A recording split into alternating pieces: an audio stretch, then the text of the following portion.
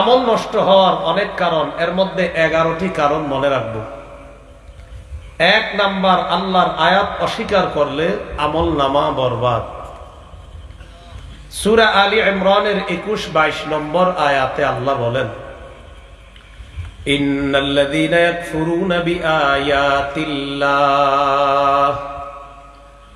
ওয়া ইয়াকতুলুনান নাবিয়্যিনা বিগাইরি হাক্কিন ওয়া ইয়াকতুলুনাল্লাযীনা ইয়া'মুরুনা বিল কিসতি মিনান নাস ফাবাশশিরহুম বিআযাবিন আলীম।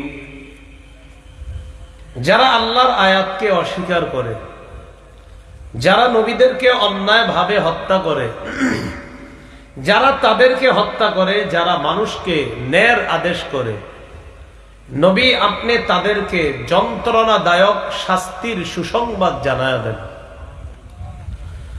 উলাইকাল্লাযীনা হাবিতাত আ'মালুহুম ফিদ দুনিয়া ওয়াল আখিরাহ। এরা হলো তারা যাদের দুনিয়া আখিরাতে আমল নামা বরবাদ হয়ে যাবে। ওয়ামা লাহুম মিন নাসিরিন, তাদের কোনো সাহায্যকারী থাকবে না।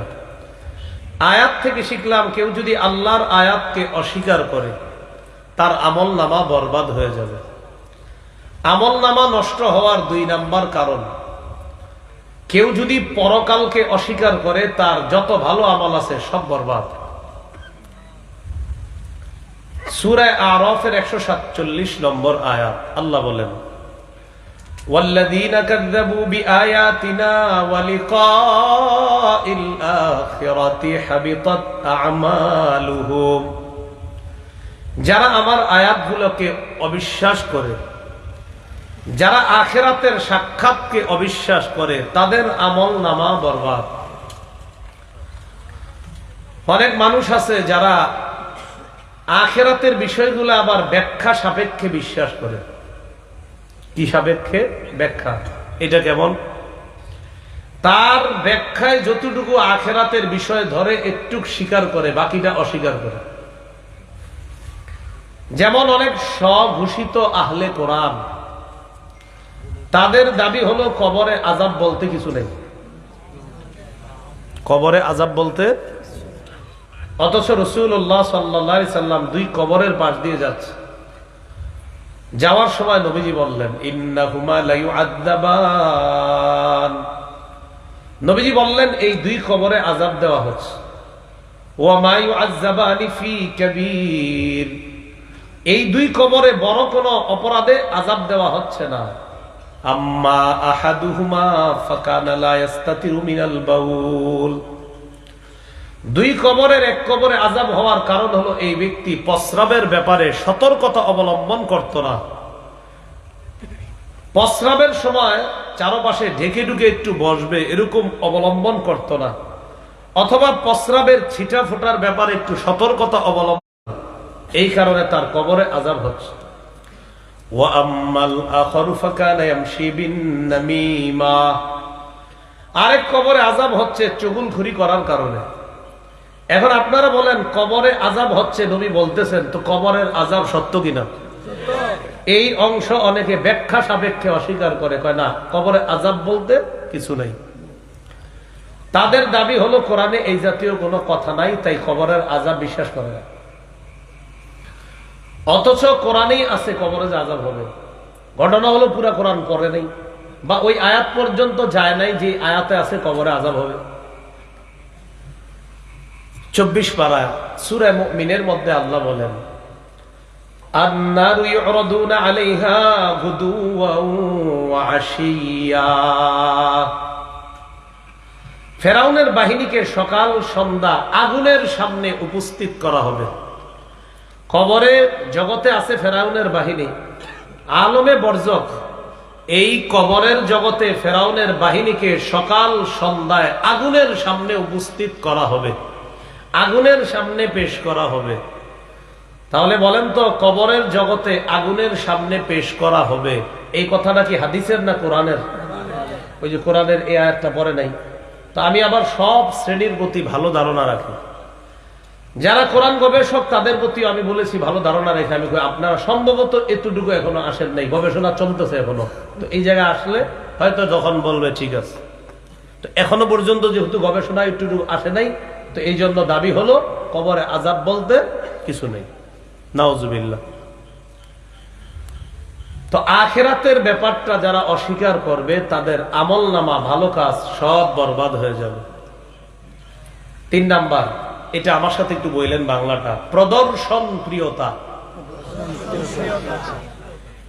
এটার সহজ উদাহরণ যেমন আমি বলি, আমি ওয়াজ করার নিয়ত যদি এই থাকে যে সারা পৃথিবীর 1 নাম্বার বক্তা হবো আমি, আর সবাই যেন আমারে বলে এত সুন্দর আলোচনা করে, আর যেন সবাই আমাকে খালি বাহবা দেয়, পাম মারতে মারতে যেন আসমানে উঠায়, যদি এই নিয়ত থাকে আমার, আমি আপনাদের সামনে যত ওয়াজ করবো হয়তো আপনাদের কাজ হয়ে যাবে ওয়াজে কোনো ওয়াজে, কিন্তু আমি যে ওয়াজ করলাম আমার মোটেই সওয়াব হবে না, উল্টা আমার আমল নামা সব বরবাদ।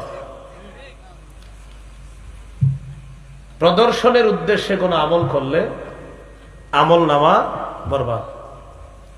যেটা আমাদের দেশে বলা হয় জনপ্রিয়তা। আমাদের দেশে জনপ্রিয়তা অর্জন করা একদম সহজ। একদম কি?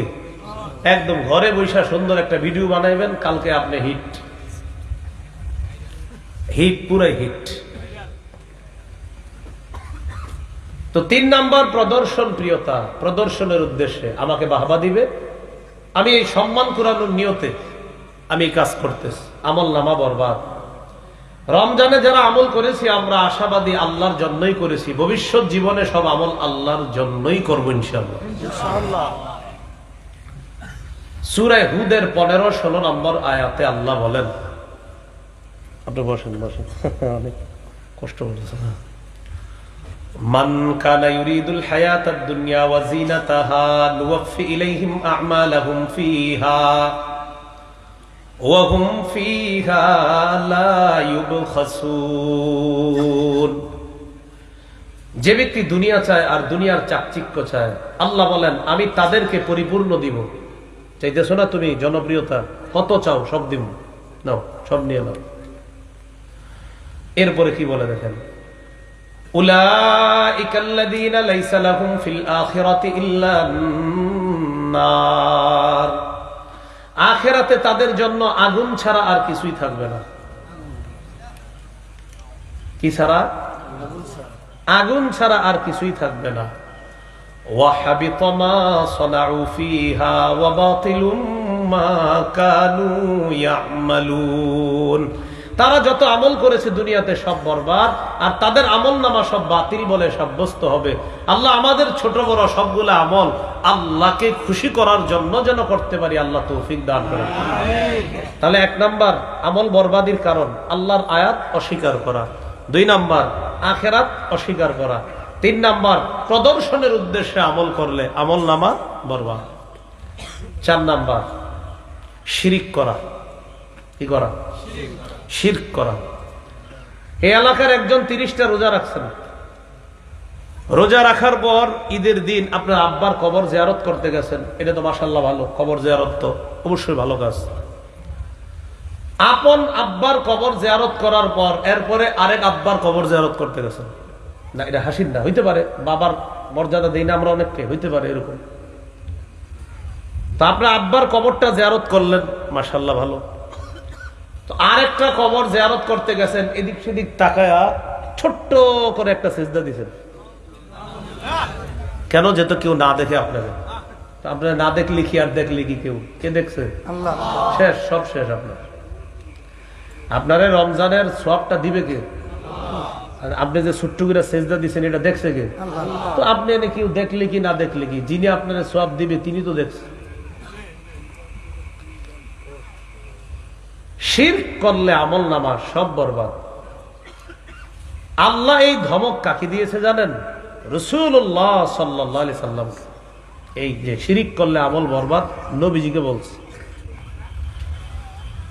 সূরা জুমারের 65 নম্বর আয়াতে আল্লাহ বলেন, ওয়ালাকাদ উহিয়া ইলাইকা ওয়া ইলাল্লাযীনা মিন ক্বাবলিক লাইন আশরাকতা লায়াহবাতান্না আমালুকা ওয়া লাতাকুনান্না মিনাল খাসিরিন।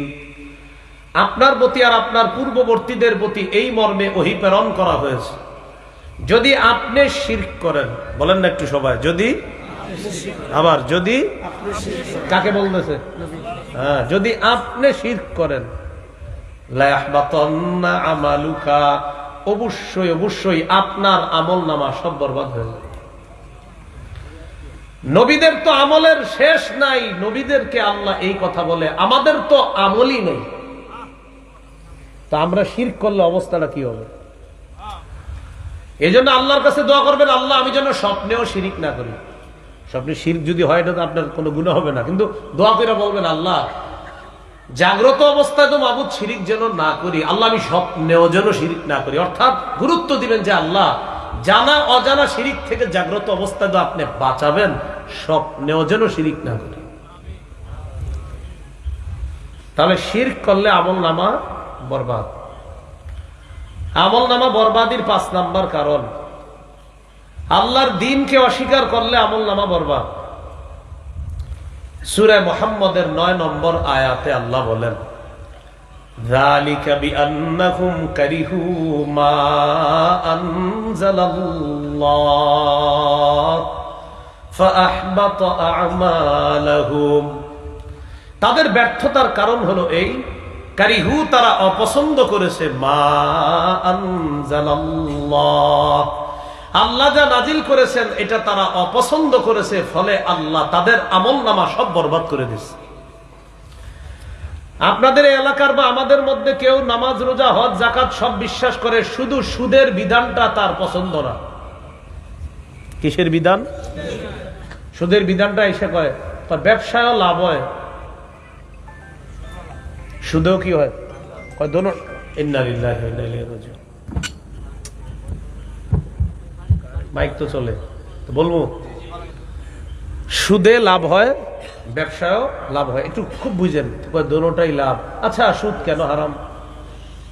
তারপরে জিজ্ঞেস করুন কেন, কয় সব ভাল লাগে, কিন্তু এই যে সুদের বিষয়টা না আর ভাল লাগে না। কি বলতেছেন আপনি? ভালো লাগে না মানে বিধান কার? সাথে সাথে সব শেষ, যত আমল করছেন সব শেষ। আল্লাহর বিধান সবার পছন্দ হতেই হবে। হইতে পারে আপনি আমল করতে পারতেছেন না, হইতে পারে কেউ সুদের কারবারে জড়িয়ে আছে, দোয়া করি আল্লাহ যেন তাদেরকে ফিরায় আনে। কিন্তু এই কথা বলার সুযোগ নাই যে আল্লাহর এই বিধানটা আমার পছন্দ হয় না, এটা বলবেন ঈমান শেষ। এই হলো 5 নাম্বার। 6 নাম্বার, কোন বিষয় যদি আল্লাহকে নারাজ করে আর আপনি যদি এটার অনুসরণ করেন, আপনার আমলনামা বরবাদ। সূরা মুহাম্মদের 28 নম্বর আয়াতে আল্লাহ বলেন, যালিকা বিআন্নাহুম ইত্তাবাউ মা আসখাতাল্লাহ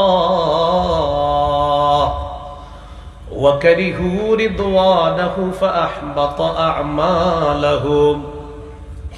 তাদের ব্যর্থতার কারণ হলো এই, ইত্তাবাউ মা আসখাতাল্লাহ, তারা অনুসরণ করেছে এমন জিনিস যেই জিনিস আল্লাহকে নারাজ করে দেয়।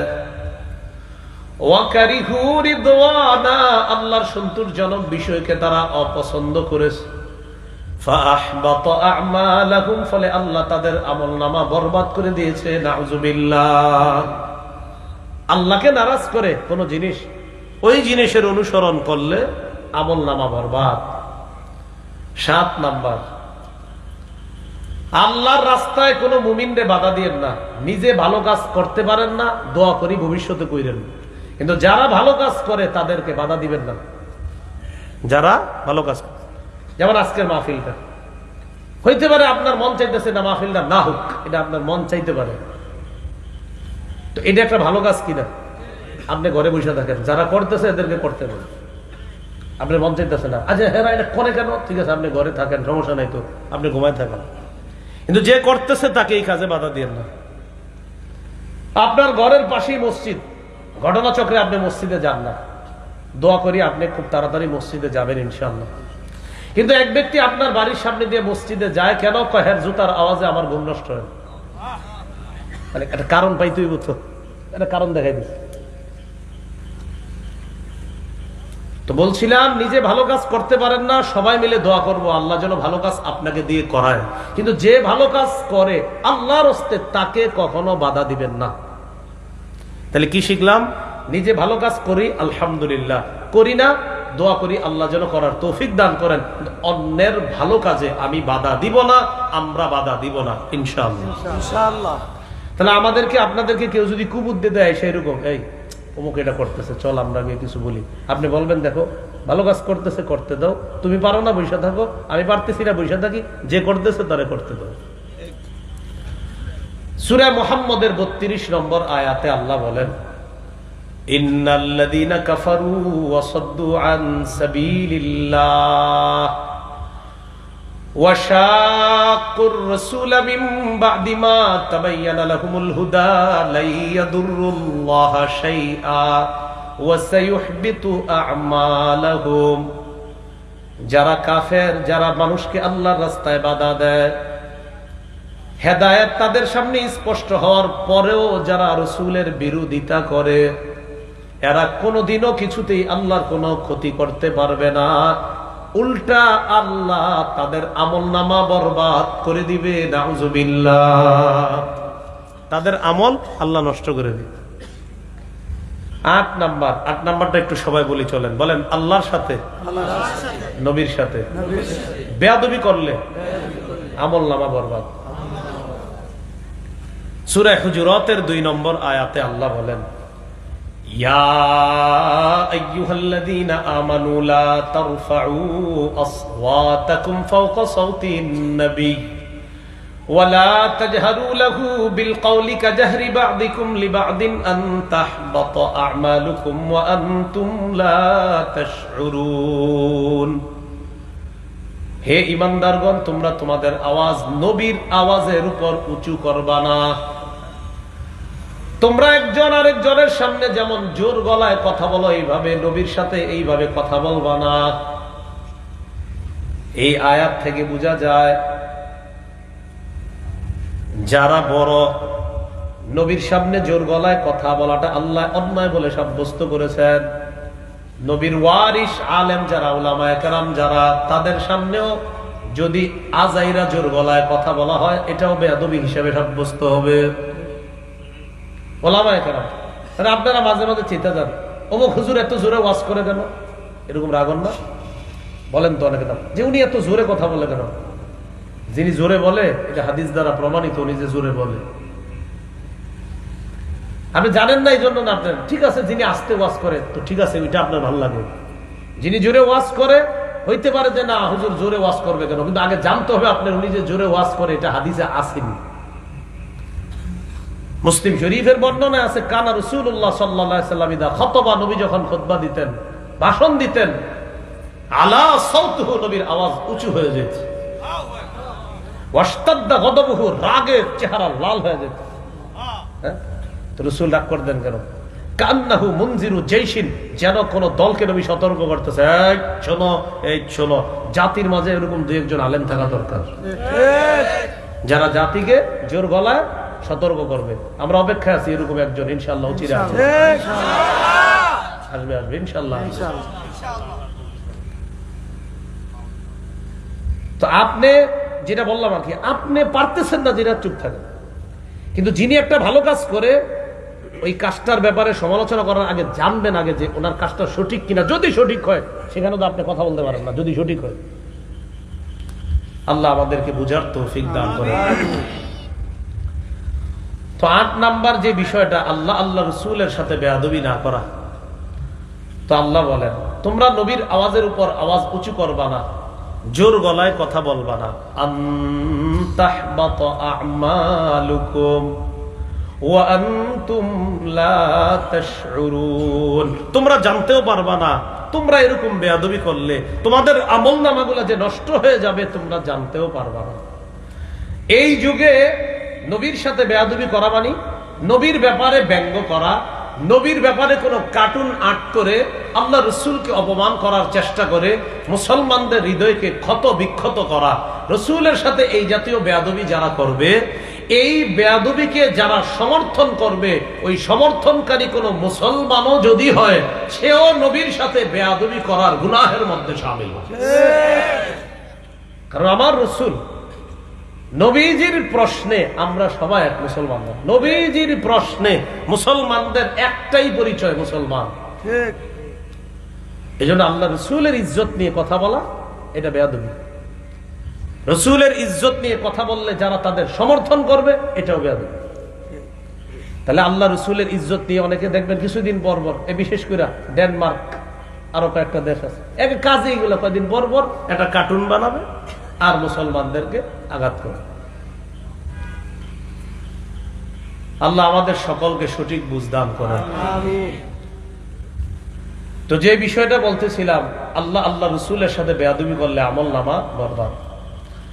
এই যুগে তো রসুল নাই, তো আমরা কি করব? নবীর কোন সুন্নাহের সাথে বেয়াদবি করব না। বলেন, সবাই বলেন, নবীর কোন। দেখেন আমাদের মাঝে মাঝে না অজান্তে কিছু ভুল হয়, বা হয়তো ইচ্ছা করে করি না। আমরা এক পক্ষ আরেক পক্ষকে বলতে গিয়ে রসুলের সুন্নত নিয়েও ব্যঙ্গ করে ফেলি। এই কাজটা যেন না হয়, সাবধান। দেখেন, সুন্নত নিয়ে ব্যঙ্গ করার কোনো সুযোগ নেই। হইতে পারে একটা সুন্নাহ, এটা ইমাম আবু হানিফা রহমতুল্লাহ আলাই বিভিন্ন দলিলের মাধ্যমে প্রমাণ করেছেন এটা বেশি উত্তম। আবার ইমাম শাফি রহমতুল্লাহ আলাইর কাছে এটার বিপরীতে আরেকটা সুন্নাহ বেশি উত্তম। বাকি রসুলের সুন্নাহ তো এগুলো আমরা বলতে গেলে আমাদের মাদ্রাসার ওস্তাদরা আমাদেরকে খুব শালীনতার সাথে এই বিষয়গুলো পড়ায় আমাদের, যে ইমাম শাফিঈ রাহিমাহুল্লাহর বক্তব্য এই, ইমাম আবু হানিফা রহমতুল্লাহ আলাইহির বক্তব্য এই, ইমাম মালিক রহমতুল্লাহ আলাই এই হাদিসের আলোকে এই বক্তব্য দিয়েছেন, ইমাম আহমদ ইবনে হাম্বল এই হাদিসের আলোকে এই বক্তব্য দিয়েছেন। তাহলে বলেন তো, 4 ইমামই হাদিসের আলোকে বক্তব্য দেওয়া মানে হাদিসটা কার? রসুলের হাদিস নিয়ে ব্যঙ্গ যেন না হয়, এটা খুব সতর্কতা। হ্যাঁ, আলোচনা তো করা যাবে, কিন্তু আলোচনার মধ্যে এটা ভদ্রতা রাখতে হবে। যেমন একটা কথার কথা, আপনার যে হুজুর তারাবি কয় রাকাত পড়বো, এটা কথার কথা, আলোচনা হতে পারে, কিন্তু আলোচনা করতে গিয়ে ব্যাস এটা বলা, সুন্দরভাবে বলা, কিন্তু সুন্নাহের জন্য কোনো ব্যঙ্গ না হয়, এই কথাটা মাথায় রাখা। তো যেমন আমরা আলোচনা করতে গিয়ে বলি তারাবি আমরা 20 রাকাত পড়বো, তাহাজ্জুদ আমরা 8 রাকাত পড়বো। এখন যদি কেউ আপনার 8 রাকাতের কথা বলার পর তার বিরোধিতাটা এইভাবে করতে গিয়ে কিন্তু এরকম না বলা যেন সুন্নাহের কোনো ব্যঙ্গ হয়, এভাবে বলা যে 8 রাকাত তাহাজ্জুদ রাসূলের সুন্নাহ, 20 রাকাত তারাবি এটা ইজমায়ে সাহাবী দ্বারা প্রমাণিত। অতএব আমরা তারাবি এটা ইজমায়ে সাহাবায়ে কেরাম এটার উপর ঐক্যমত, আর সাহাবাদের সুন্নাহ পালন করা এটাও রাসূলের সুন্নাহ পালন করার মতো। আর আল্লাহ রাসূলের সুন্নত হলো সারা বছর 8 রাকাত তাহাজ্জুদ পড়া, এটাও আমরা যারা পারি চেষ্টা করব সারা বছর 8 রাকাত তাহাজ্জুদ পড়তে। কিন্তু বলছিলাম, এই আলোচনা করতে গিয়ে আমাদের মুখ থেকে এমন কোন শব্দ যেন বের না হয় যেই শব্দটা রাসূলের কোন সুন্নাহের ব্যঙ্গ হয়। কথাগুলো কি বুঝে আসছে? এইগুলো 8 নম্বর কথা। 9 নম্বর, আমল নামা বরবাদির কারণ। সদকা করে খোটা দিলে আমল নামা বরবাদ। 2000 টাকা দিছি তো গত মাসে, বুঝলে গেছোস? এত তাড়াতাড়ি আপনারে সদকা করতে গেছে, মানে সদকা করছে তো কোনো কারণে একটু অপরাধ হয়েছে এর সামনে, কিরে তোরে না গত সপ্তাহে দিলাম টাকাটা, শেষ। ওই বেটা তো 2000 টাকা খাইয়া ফেলছে, তার তো লাভ হয়েছে, কিন্তু আপনি যে দিয়া সব টাকা কামাই করছেন, শেষ, সব শেষ। সূরা বাকারার 264 নম্বর আয়াতে আল্লাহ বলেন, ইয়া আইয়ুহাল্লাযীনা আমানু লা তুবতিলু সাদাকাতিকুম বিল মান্নি ওয়াল আযা। হে ঈমানদারগণ, লা তুবতিলু, তোমরা নষ্ট করে দিও না, সাদাকাতিকুম, তোমাদের সদকাগুলা, বিল মান্নি, খোটা দিয়ে, ওয়াল আযা, কষ্ট দিয়ে, খোটা দিয়ে কষ্ট দিয়ে সদকাগুলা নষ্ট করে দিও না। 10 নাম্বার, এটা আমার সাথে একটু বলেন, আল্লাহর ব্যাপারে অমূলক কথা বললে আমল নামা বরবাদ। আল্লাহর ব্যাপারে যদি অমূলক কথা বলেন, আমল নামা নষ্ট। এই হাদিসটি আপনাদেরকে শোনানোর পর একটা বিষয় বলবো, আমি সহ সবাই, আমরা সবাই আজকে থেকে যে কোনো কথা বলতে সতর্কতা অবলম্বন করব, যেন আমাদের কোনো ভুলভাল কথার কারণে আল্লাহর ব্যাপারে উল্টাপাল্টা কথা আমাদের মুখ দিয়ে চলে না আসে। এই জন্য কথা বলার চেয়ে না বলা ভালো। কথা বলার যে না বলা ভালো। ওলামায়ে হযরত এখানে আছে। জানেন আপনাদের এই জায়গার মধ্যে আমি সবচেয়ে চিন্তিত মানুষ, বেশি টেনশন করি। কেন? আমি কথা বলি, তাই আমার টেনশন বেশি। রাসূল তিরমিজির বর্ণনায় হাদিস আসছে 2616 নম্বর হাদিস, হাল ইয়াকুব্বুন নাস ফিন নারি আলা ওয়ুজুহিহিম আও আলা মানাখিরিহিম ইল্লা হাসাইদু আলসিনাতিহিম। বেশিরভাগ মানুষের মাথাটা নিচে, পাগুলা উপরের দিকে দিয়ে ধাক্কাইতে ধাক্কাইতে জাহান্নামে নিক্ষেপ করা হবে শুধু জিহ্বার অপরাধে। তো এই জায়গায় আপনারা যারা আছেন, আমরা সবার মাঝে জিহ্বাটা কার চলতেছে? কয় না কার? তো টেনশনটা তো আমার বেশি। কোন কথায় আমি ঠিক আছে আমি তো নিজেও জানি না। তো জিহ্বা চালানো বড় মুশকিল, সত্যি বলছি বড় মুশকিল। তো 10 নম্বর আমল নামা বরবাদির কারণ আল্লাহর ব্যাপারে অমূলক কথা বলা। কেউ যদি শপথ করে বলে আল্লাহর কসম আল্লাহ ওকে মাফ করবে না, নির্দিষ্ট কাউকে বলছে আল্লাহর কসম আল্লাহ আব্দুর রহিমকে মাফ করবে না, এটা আল্লাহর ব্যাপারে অমূলক কথা। কারণ আল্লাহ কাকে মাফ করবে না করবে আপনি জানেন কিভাবে? সহিহ মুসলিমের বর্ণনা 2621 নম্বর হাদিস, 2621। মাদ্রাসার পাঠ্যপুস্তক অনুসারে হাদিস সংখ্যা হবে 3033টা। হাদিসের বর্ণনাকারী জুনদুব রাদিয়াল্লাহু তাআলা তিনি বলেন, আন্না রাসূলুল্লাহ সাল্লাল্লাহু আলাইহি ওয়াসাল্লাম হাদ্দাসা, নবীজি বলেন, আন্না রাজুলান ক্বালা ওয়াল্লাহি লা ইয়াগফিরুল্লাহু লিফুলান। এক ব্যক্তি বলছে আল্লাহর কসম আল্লাহ অমুককে মাফ করবে না। এবার আল্লাহ জবাব দিয়ে বলে, মান যাল্লাযী ইয়াতাআল্লা আলাইয়া আন লা আগফিরা লিফুলান ওয়া ইন্নী ক্বাদ গফারতু লিফুলান ওয়া আহবাবতু আমালাকা। ওই ব্যক্তির এমন সাহস কি করে হলো আমার ব্যাপারে শপথ করে এই জাতীয় উল্টাপাল্টা কথা বলা? আল্লাহ বলে ওই ব্যক্তির এমন সাহস কি করে হলো আমার ব্যাপারে শপথ করে এই জাতীয় উল্টাপাল্টা কথা বলা? দেখছেন কি বলে, ওর সাহস হলো কিভাবে? আমি আল্লাহর ব্যাপারে শপথ করে এই জাতীয় স্পর্ধা দেখানো ওর সাহসটা হলো কিভাবে? ঠিক আছে, ও বলছে আমি আল্লাহকে মাফ করব না, যাও ইন্নী ক্বাদ গফারতু লিফুলান, আমি অমুককে মাফ করেই দিলাম। যার ব্যাপারে বলছে ওরে মাফ করে দিলাম। আর তুমি অনেক আমল তোমার না, ওয়া আহমাদতু আমালাকা, তোমার আমল নামা সব নষ্ট করে দিলাম। আল্লাহর ব্যাপারে অমূলক কথা না বলা। এজন্য অনেক সময় অনেকে মারা যায়, আমাদের মাঝে মারা যাইলে কি কই আমরা জানেন? ওর যে পরকাল কি হইব, মইরা গেছে, আর এত দরকার কি হারে নিয়ে বলা? এটা বলেন না পারে একটু। এখন আপনি কিছু বললেও সে আর দুনিয়াতে আসবে না, না বললেও আসবে না, এর নিয়ে এত কথা এখন কি দরকার? মানে এটা হলো তার ব্যাপারে। যারা আমাদের মাঝে মুসলমান মারা গেছে বলে, তো মুসলমান মারা যাওয়ার পরে বলতেছেন ওর যে কি অবস্থাটা হইব, আচ্ছা হে তো আপনি বললেও আর দুনিয়াতে আসবে না, না বললেও আসবে না, এটা ছেড়ে দেন না আল্লাহর উপর। রাসূলুল্লাহ সাল্লাল্লাহু আলাইহি সাল্লাম বলেছেন, আহসিনু মাউতাকুম, তোমাদের মধ্যে যারা মারা যায় তাদের ভালোগুলো আলোচনা করো। হ্যাঁ, এখানে মাসালা আছে। আবার কোন ব্যক্তি যদি এমন লেখালেখি দুনিয়াতে করে যায় যার লেখালেখিতে জনগণ বিভ্রান্ত হচ্ছে, পথভ্রষ্ট হচ্ছে, তার লেখালেখি আবার জাতির সামনে প্রকাশ করার নাম সমালোচনা নয়, বরং সতর্ক বার্তা। কি নয়? সমালোচনা নয়, বরং কি? কথার কথা। আমি আমাকে দিয়ে উদাহরণ দিচ্ছি। আমি কিছু লেখালেখি দুনিয়াতে করে গেলাম, আমি মারা গেলাম, কিন্তু আমার লেখালেখিতে জাতি বিভ্রান্ত হচ্ছে, তখন আমার নাম ধরে প্রয়োজনে আমার লেখার ব্যাপারে আপনাদেরকে সতর্ক করে দেওয়া, এটা আলেমদের দায়িত্ব, কর্তব্য। এটার নাম আমার ব্যাপারে সমালোচনা হবে না, বরং এটা হবে জাতিকে সতর্ক দেওয়া, এটার নাম সতর্ক বার্তা। তো গেল 10 নম্বর, আল্লাহর ব্যাপারে অমূলক কথা বললে আমল নামা বরবাদ। 11 নম্বর, গোপনে পাপ করে যদি তওবা না করেন, বারবার খালি গোপনে পাপ করেন কিন্তু তওবা করেন না। আপনি সবার সামনে ভালো, দরজাটা বন্ধ করেই মাশাআল্লাহ আপনি যত গুনাহ আছে সব করেন। আপনার আব্বা আম্মা ভাবতেছে আপনি অঙ্ক করেন, ইংরেজি পড়তেছেন, গ্রামার পড়তেছেন, রেজাল্টও দেখছে ভালো বের হওয়ার পর। আর এখন রেজাল্ট ভালো হইলেও যদিও আপনি বলা হয়, যদি বলো আমি গোল্ডেন পেয়েছি ইংরেজিতে বলো, আমি বলছি না যে পারবেন না, আশাবাদী পারবেন। কথার কথা। এক জায়গায় গিয়ে জিজ্ঞাসা করছে, এটা ভিডিও আছে, ওই স্কুলের প্রায় কত পার্সেন্ট জানি গোল্ডেন পেয়েছে, কেউ বলতে পারে না ইংরেজিতে। এটা এই জন্য আমি বললাম।